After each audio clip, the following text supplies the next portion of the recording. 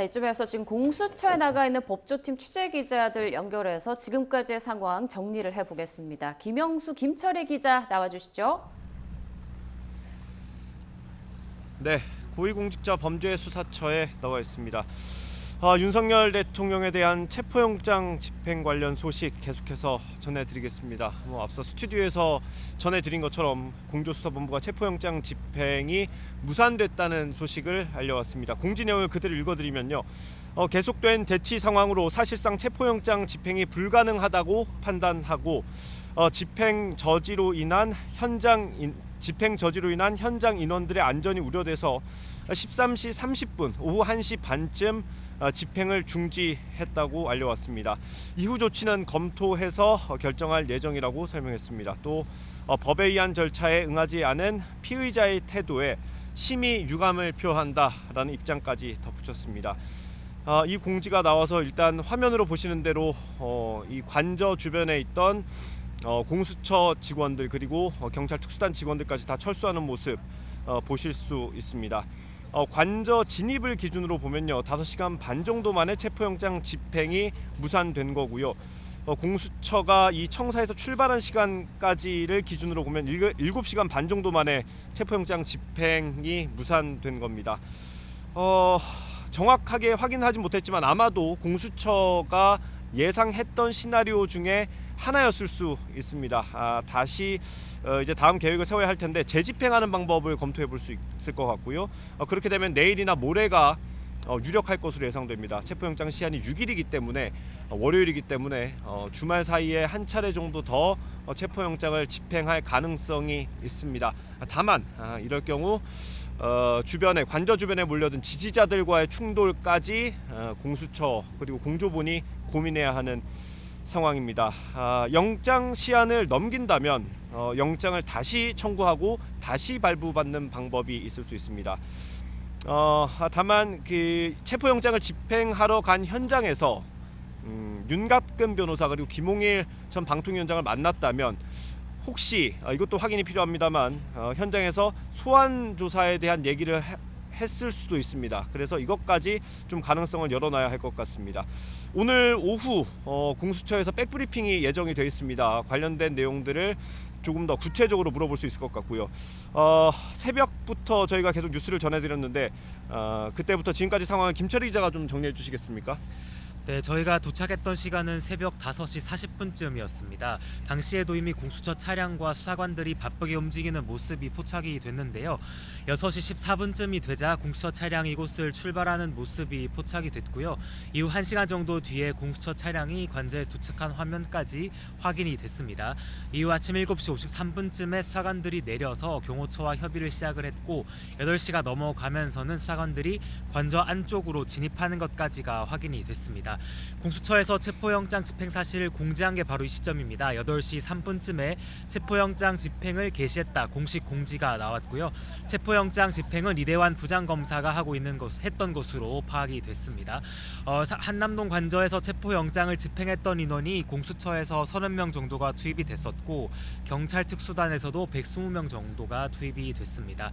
1차 저지선을 아까 말씀드렸던 것처럼 통과를 한 뒤에 군이 맡고 있던 2차 저지선도 진입했던 시각이 오전 9시 50분쯤입니다. 이후부터는 최근접 부대인 경호처와 함께 대치를 시작을 했고요.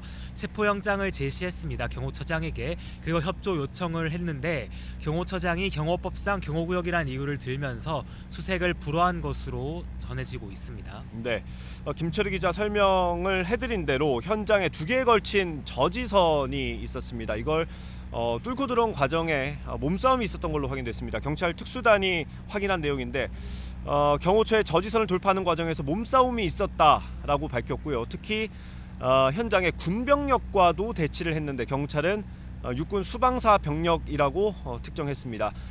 경찰은 육군 수방사 병력이 체포영장 집행을 방해했다고 확인했습니다. 그러면서 집행을 방해한 군인들에 대해서 입건 여부를 검토하겠다라는 내용까지 밝혔습니다. 제가 앞서 설명드린 것처럼 오늘 낮쯤에 윤갑근 변호사와 김홍일 전 방통위원장이 관저를 방문한 모습이 포착이 됐거든요. 이 내용은 김철희 기자가 좀 설명해 주시죠.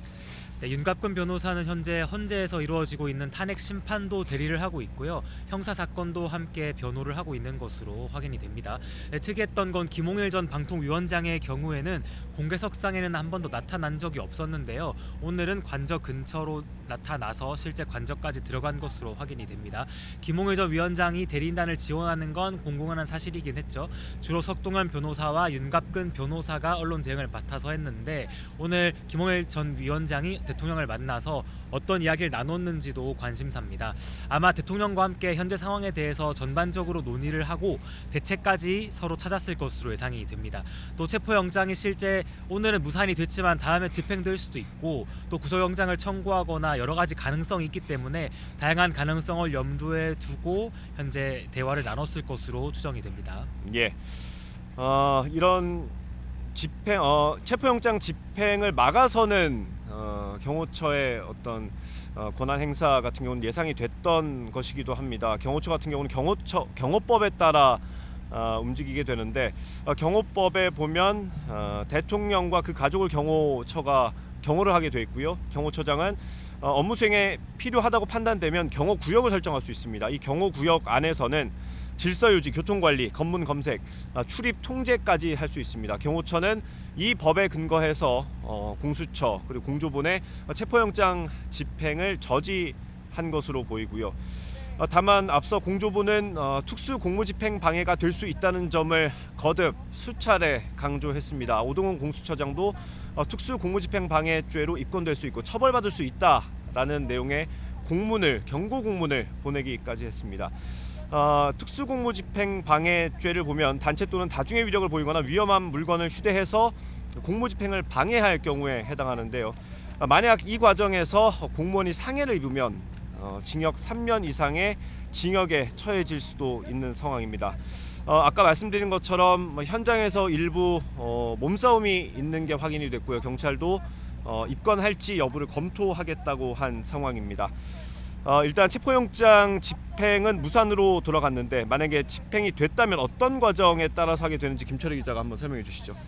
네, 지금 화면에서 보시는 것처럼 수사관들이 조금씩 철수를 하고 있는데 만약에 성공을 했다면 지금 수사관들과 검사들이 체포영장을 지금 소지하고 있을 겁니다. 이 영장을 제시를 했을 거고 미란다 원칙까지 고지를 했을 겁니다. 체포영장에 어떤 사유로 체포영장이 발부됐는지도 대통령에게 직접 설명을 했을 거고요. 체포된 이후에는 이곳 공수처로 이동했을 것으로 보입니다. 한남동 관저에서 공수처까지 17에서 18km 정도가 나오니까요. 만약 교통통제 협조를 받을 수 있으면 20분 안팎이면 도착이 가능합니다. 공수처가 현재 과천 종합청사 5동 건물에 위치를 하고 있습니다. 예. 앞서 전해드린 것처럼 1시 반을 기준으로 공조수사본부가 체포영장 집행을 일단 중단하기로 결정했고요. 현장에 갔던 인력들이 다 철수하고 있는 상황입니다. 현장에서는 철수하고 있는 인원들이 보인다고 하고요. 아무래도 물리적인 충돌이 일어날 것을 우려해서 1시 반부로 체포영장 집행을 일단 중단한 것으로 예상됩니다. 윤석열 대통령의 혐의를 좀 설명을 해드리겠습니다. 윤석열 대통령은 내란 혐의를 받고 있습니다. 형법 87조에 나와 있고요. 이 내란죄 같은 경우는 우두머리, 중요임무 종사, 그리고 관여한 자 이렇게 해서 3개로 나눠서 처벌하게 되어 있습니다. 우두머리는 사형 또는 무기 그리고 무기 금고에 처해질 수 있고요. 모의에 참여하거나 중요한 임무를 수행했다면 사형 또는 무기 5년 이상의 징역에 처해질 수 있습니다. 내란죄는 굉장히 엄하게 다루기 때문에 폭동에 관여하기만 해도 5년 이하 징역에 처해질 수 있는 아주 무거운 범죄입니다. 윤 대통령은 이 가운데 우두머리 혐의가 적용된 걸로 확인이 됐고 수차례 전해드렸습니다. 현직 대통령에게는 불소추 특권이 있지만 내란과 외환 범죄는 포함하지 않습니다. 그만큼 무거운 범죄라는 얘기입니다. 윤석열 대통령에 대한 체포영장이 발부되는 과정도 좀 보겠습니다. 이건 김철희 기자가 좀 설명해 주시죠. 네. 먼저 체포영장을 발부받게 되면 대통령의 신병을 인치를 해야 합니다. 지금 체포 뒤에 조사를 할 수 있는 조사실이 이곳 과천청사에 마련이 되어 있는데요. 일단 거치게 설명하자면 체포한 인물을 머물게 할 만한 장소, 즉 인치 장소가 구비가 돼야 되는 것이고요. 그것이 바로 이곳 공수처라고 할 수가 있습니다. 체포영장의 공수처 또는 체포지 인근 경찰서로 명시가 됐는데 이곳으로 와서 조사를 받았을 예정입니다.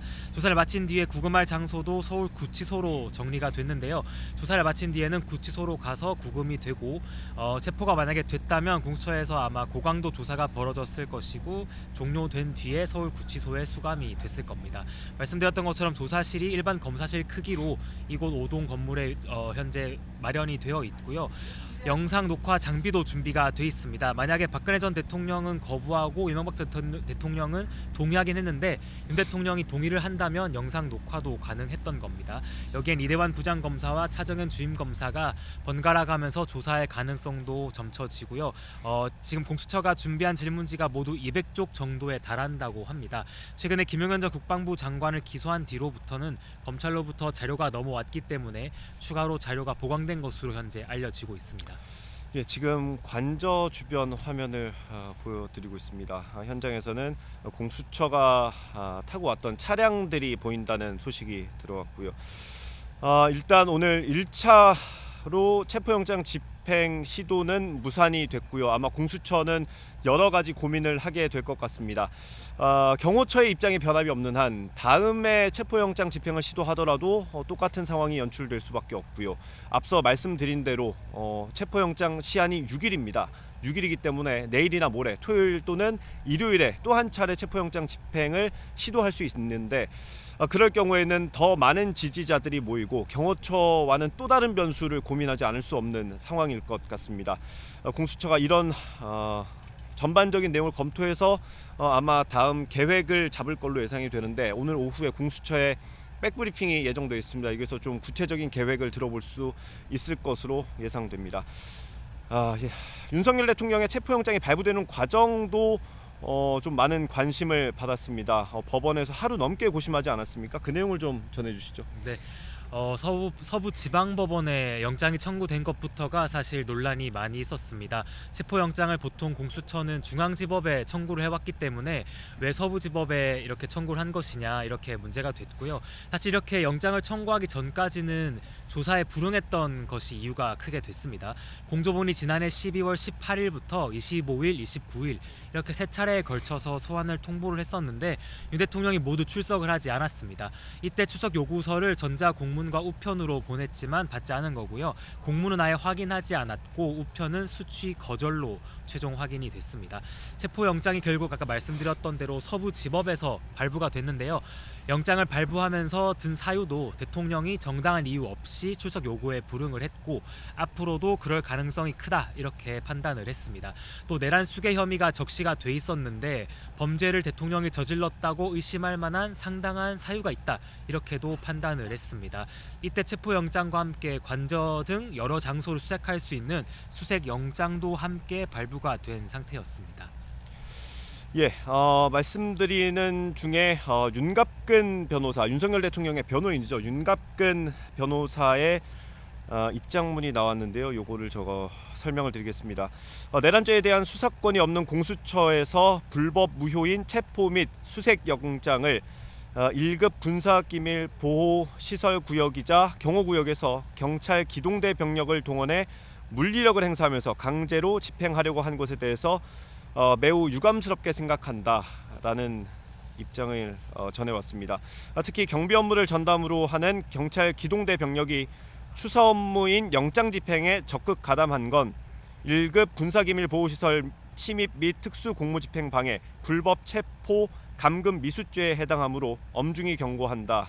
그리고 공수처에서도 국가수사기관으로서 법을 준수하여 업무를 집행할 것을 강하게 요구한다라는 입장을 전해왔습니다. 네, 여기서 공수처 소식은 마무리하고요. 예, 상암동 스튜디오 나와주십시오.